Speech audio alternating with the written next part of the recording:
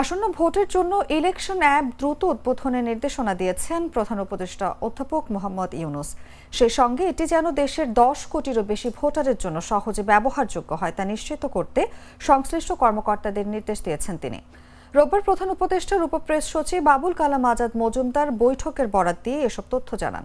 তিনি জানান, বৈঠকে প্রধান উপদেষ্টা টেলিযোগাযোগ ও আইসিটি বিষয়ক বিশেষ সহকারী ফয়েজ তায়েব আহমেদ আসন্ন ভোটের জন্য একটি ইলেকশন অ্যাপ চালুর পরিকল্পনা ঘোষণা করেন।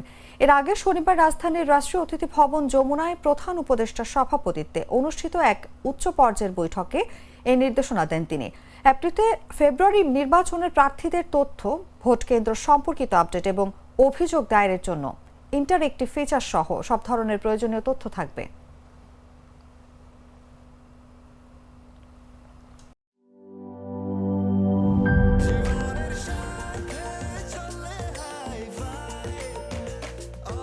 স্বাস্থ্যকর অল টাইম, সব সময় অল টাইম হেলদি লাইফ।